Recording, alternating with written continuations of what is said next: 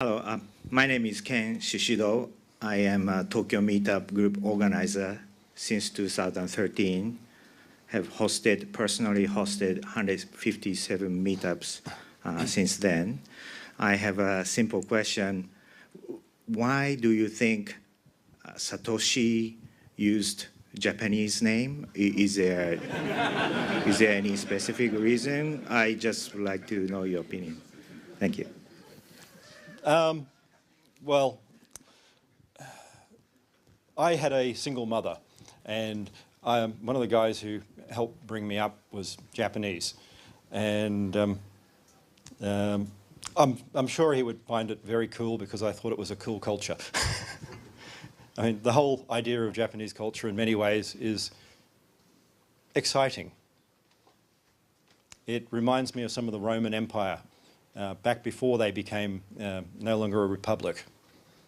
It's people actually working together, not the same sort of competition we think we need to have in the West, but people working actively together, including companies.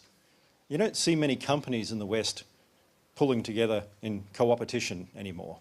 We seem to think we need to actually fight each other, that it's a zero-sum game. But trade isn't a zero-sum game. There was a Tokugawa period philosopher who talked about trade in Japan.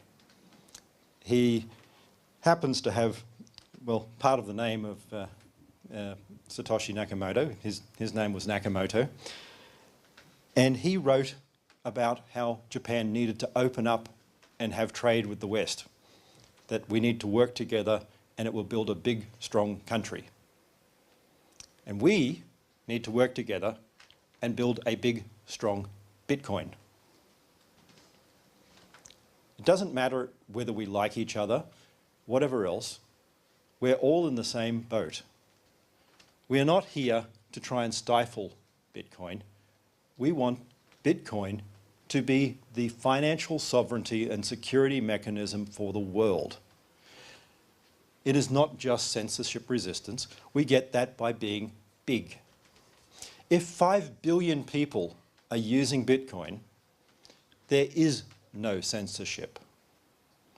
You try and tell me if 17,000 banks, and there are 17,000 banks on Earth, only run nodes, which is more than we have now, if only those banks run them, you tell me that they're going to collude together.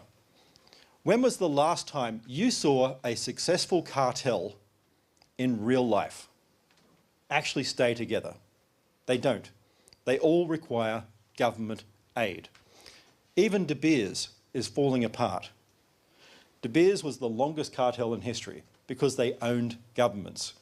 They owned Rhodesia. They owned Sierra Leone. They don't anymore.